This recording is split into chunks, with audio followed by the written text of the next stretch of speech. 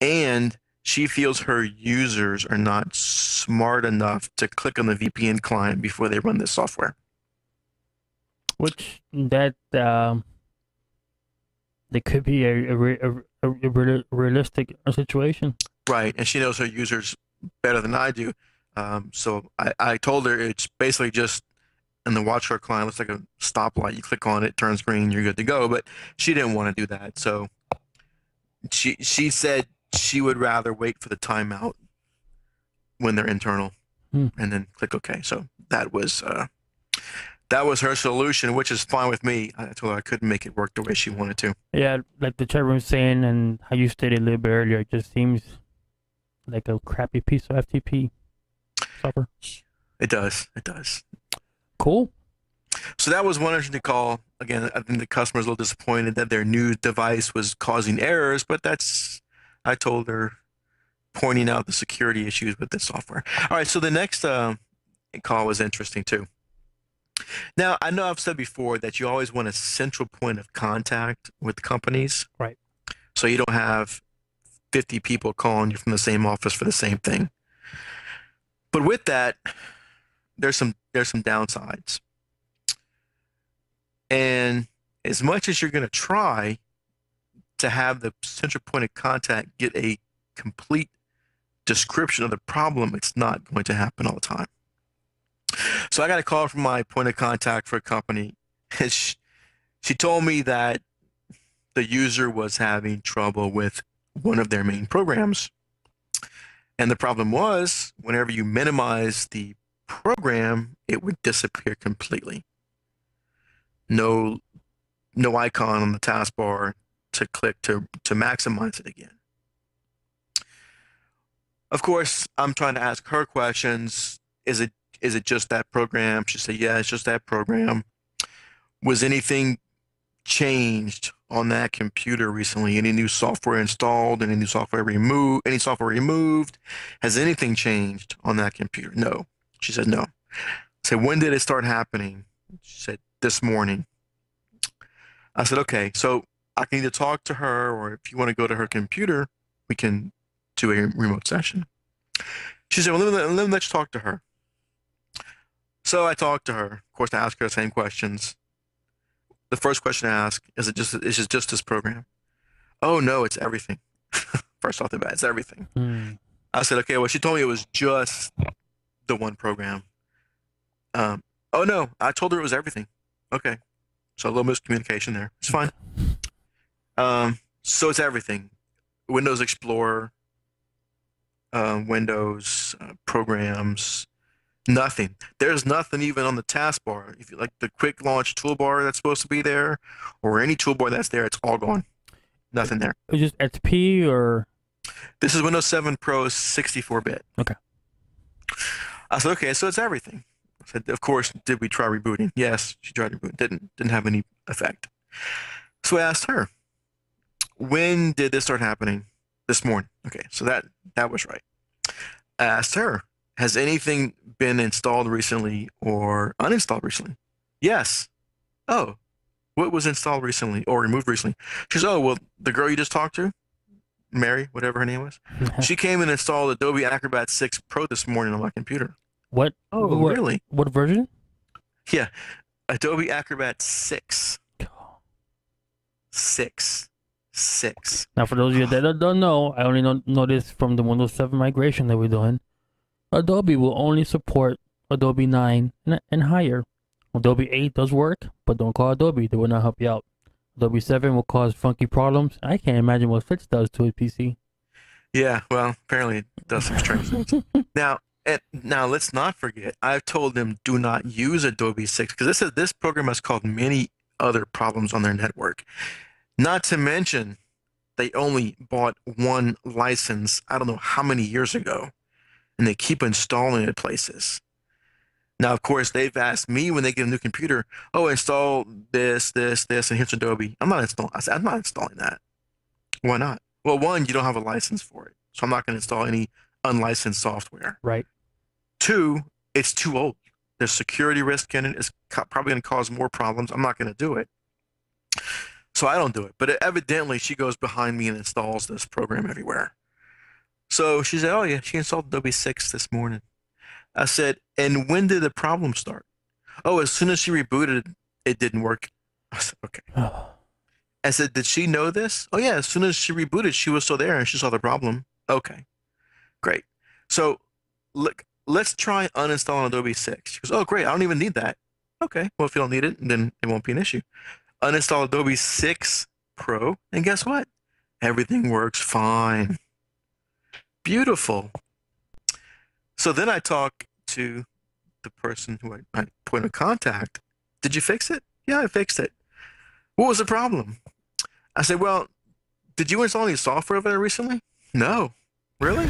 Because she told me you installed Adobe Acrobat 6 this morning. Apparently, she didn't want to tell me she installed it because I've told her countless times to not install it.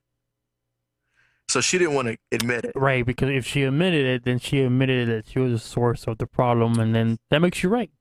So, well, she knows I've told her not to do this. So, why she didn't, but it's causing problems. She should admit it, or she should know she installed it and uninstall it. But anyway, she didn't. So she goes, "No, I didn't install it." I said, "Well, she told me you installed Adobe 6 this morning," and there's just silence. I said, "So I uninstalled it, and now it works fine." Are you serious? I said, "Well, yeah, because she told me." She goes, "Oh," she goes, "How did you know it was a problem?" I said, "Well, because mainly she told me that the problem occurred Yeah. immediately after you rebooted when you installed it.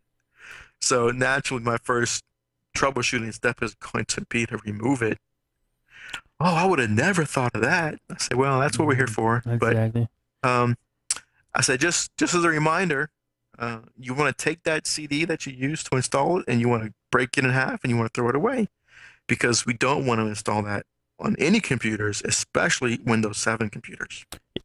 You know, and the one thing that drives me nuts about Adobe Pro, well, not about the application, people seem to buy it or want it to print PDFs, and there's so much freeware that's free for commercial use. Oh yeah, But they want to the full suite, and you know, it's like depending on what version you have, it's a 500 meg install, but once extracted, it's almost like 1.72 gigabytes on your PC to print a PDF. yep. Not to mention that the new versions of Office can do this natively. Which version? 2000. Is it 7? 7 and later? Okay. Now, I use PDF Creator is nice. I don't know if you ever use that. Yes, that is my application of choice per se. Yeah.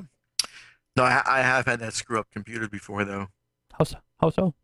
Oh, I installed it someplace. Everything was working fine. They could open up PDFs. They could do everything. I'm not. So they just wanted to save as PDF, and everything was working. Now, Office could print to PDFs, but they wanted to be able to print other things to PDF outside of Office. So I installed this program, and I use this program all the time, and I still use it, even though this happened on this computer. After I installed it, you couldn't open any PDFs. You couldn't print. You couldn't print to any PDFs. You couldn't even print to any printers. Wow. It did something on the computer, royally screwed it up. And luckily, this is a customer that I've known, 20 years. Okay. So they didn't have a problem with it, that it messed up. And that's one reason why I never ever suggest software of any kind to anybody. Because this was they said, oh, we want to print, oh, no problem. Here's PDF Creator. We'll put this on. And it screwed up. Well, whose fault is that? Exactly. No, it's not my fault. I didn't write the software, but I did say this is a program. Now, they understood that things happen, so we fixed it, but it screwed up. And what's funny is after I got it working, I had it reinstall PDF Creator. I said, boy, I hope this works this time. And it did. So I was taking it, but I wanted to prove that it would work. Yeah, no. I'm the same way. When I suggest software or certain methods or to people, I'm like, by the way, there's no lotto guarantee, but you Right. should be okay, because some folks just there's so many variables that are introduced. I mean, I can't think of the application, but there's one app that we can't use because there's doesn't play nice with some other application. You would never think of it until you start with your troubleshooting. So, Mm. So yeah, so PDF Creator is nice, and the built-in functionality is nice. So there's no reason to use this old. And this is the same client that they've got a couple of Now they have gotten better. They spent a lot of money getting legal in their licenses. Now, one is because they had to, because they went to Windows 7 and they couldn't. yeah. They had to buy licenses for stuff, Mhm. but they did not buy as now. Now go back. Let me backtrack. With new computers we buy for them, I told them if you're going to use this, we're going to just include a license of Adobe 10 on with the computer. We'll have Office, we'll have Adobe. So for new computers, that's what we do now for all their computers because they want it on all their computers. Which I don't know if it's me, but Adobe 10 is a faster install. Yeah, I mean it's the late Adobe 6 is a pig. All right, this is the So, but there's one other software package that they like to install, and I've told them I won't install it. It's not licensed. So after I'm done, she goes and installs, I guess, these two programs. Now, I can tell when she installs her software because Trend Micro throws up a flag saying it detected a virus and it's some kind of crack.exe thing. oh, And every time I get a phone call, they're saying I got a virus on the computer. So I go in the Trend Micro console, I look at the computer name, and it's the one I just set up. And every time I tell them, is she installing that software again? Yes. I said, well, that's the problem because it's a cracked program and it's detecting that. mhm. And they've done this like 50 times over the years. Really? And I've got a phone call almost every time. And I have to remind them every time she installs this illegal cracked software, you're going to get this because it detects it. And that is money in the bank. Yeah, that's a half an hour call because they want me to check the logs and look at it, and then I tell them what it is. I say, there's nothing I can do about it. It's detecting a cracked, it's detecting what it should detect. You shouldn't be using this. So I thought they're pretty funny over there. They generate a lot of billing. There you go, and this is the perfect time to if you have clients that you need to remotely access. Steve Tribito for Podnutz and Podnutz community has told us about ScreenConnect.com. It's much like LogMeIn and other applications, but even better. It supports Windows, Mac, and the Linux operating system. If you purchase this for a whole entire year, you get a full 12 months of free updates. Excuse me. You can also brand this for your website, so you can include your company logo. They're always trying to improve their product and make it better, so they have forces builds every year or so.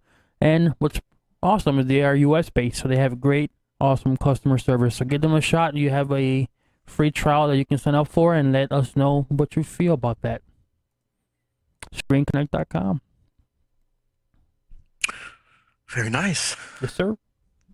Yeah, and I was having a conversation with one of my guys at work. I'm like, most of my job, if I can do it remotely from my cubicle, I have scripts and I have certain things that I can execute. Like for example, I had to install Java on 50 PCs. Just did it via a script from my cubicle and just use remote control the software to just verify and installs. Very different compared to how life was, 10 years ago. So. Are you saying it's better now? Well, I don't have to get inside my vehicle and sit in traffic and wear and tear and. You don't get to? Well, I mean, it's always nice to leave the building every once in a while, but when you have a full log full of tickets that you're trying to complete and projects, it's like, do I want to drive for 45 miles to replace your shortcut? No. I used to work somewhere, and this was 12, 13 years ago, as an assistant network admin, and of course this is before remote support was big, and his favorite thing to do was if a remote office had anything to do, no matter how small, he trained me, go at lunchtime.